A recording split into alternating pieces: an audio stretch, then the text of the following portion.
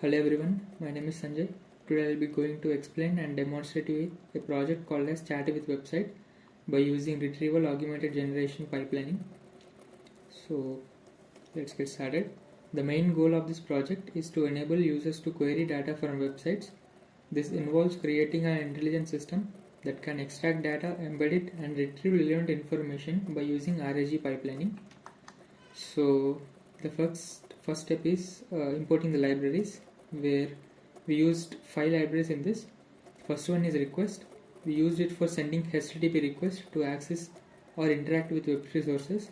And the second one is BeautifulSoup, a library for parsing HTML and XML documents, basically useful for web scraping.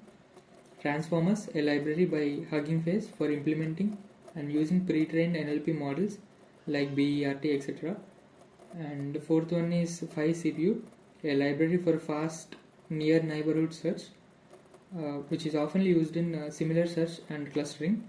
The fifth one is sentence transformers, which provides tools to compute sentences, embeddings, and perform tasks like semantic search and clustering.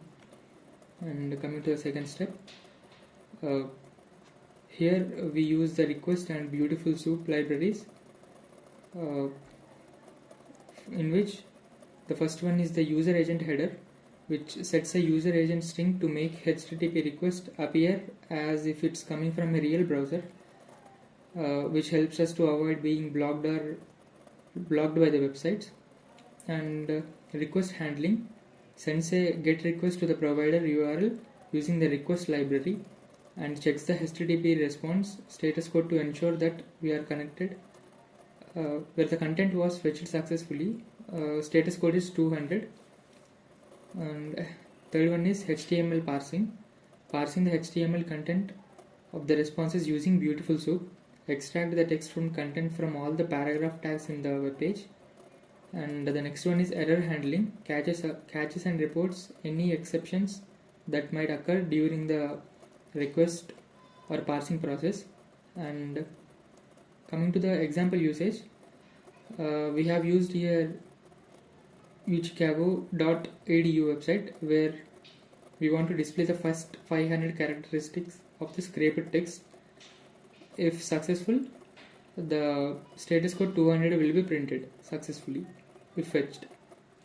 And coming to the third step, chunk text splits the large text strings into smaller chunks for a specified size, making it easier to handle and process large amount of text, which mainly involves the function where it takes the text as a parameter input, the input string that allows or that the one which you want to divide into smaller parts. And chunk size is the size of each chunk, defaulting to 500 characters.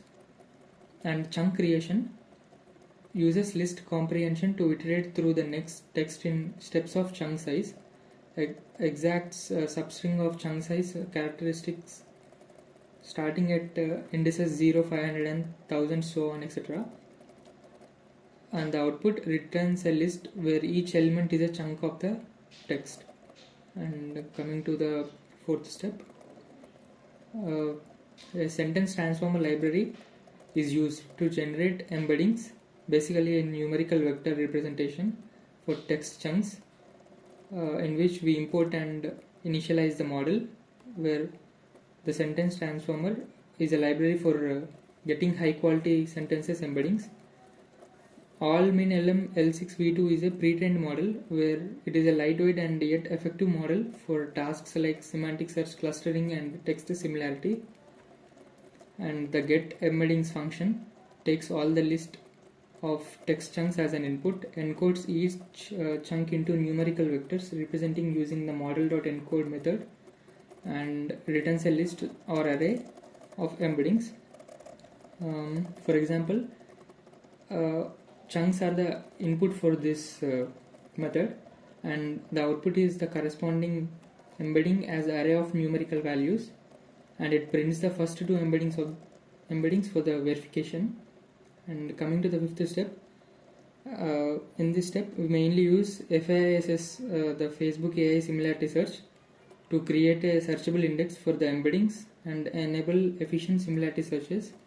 This involves input preparation, where converting the list embeddings to NumPy array embeddings_np, and ensure it's of the type float32. Since FAISS requires this format, it operates in this format only. And creating FAISS index, where we are creating index using the L2, which is Euclidean distance metric, to measure the similarity.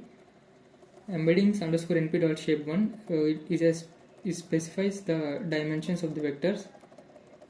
For example, 384 for all min-lm L6 v2. And next one is adding embeddings to the index, in which we add embeddings to the FAISS index, making them searchable. And coming to the output, it returns FAISS index containing the provided embeddings, which can now be used for similarity searches. And coming to the seventh step, this involves the combination of combining FAISS index with query embedding to retrieve the most relevant text chunks.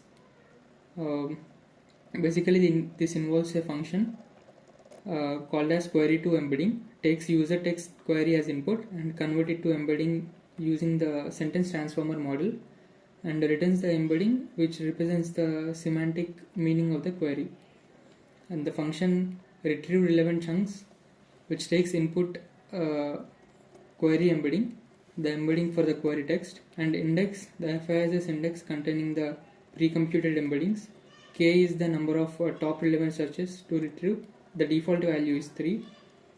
This involves FAISS to perform a similarity search with the query embeddings, retrieves the indices at distance of top k most similar chunks, extracts the corresponding text chunks from the chunks list, and returns a list of most relevant text chunks as an output.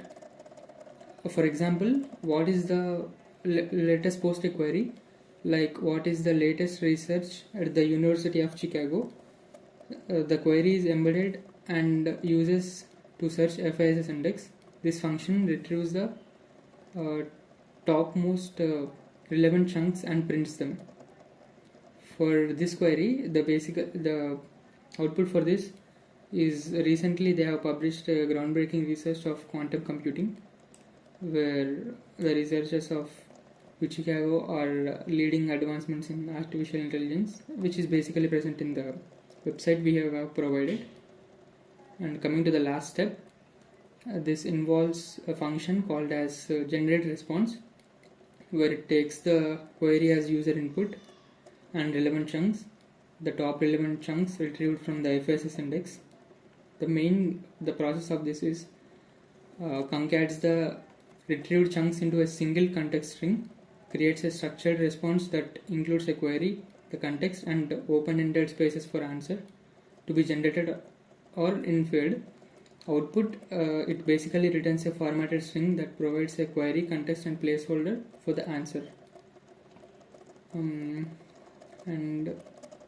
this is all about the project, where it provides all the data for the query which we have provided in the URL format.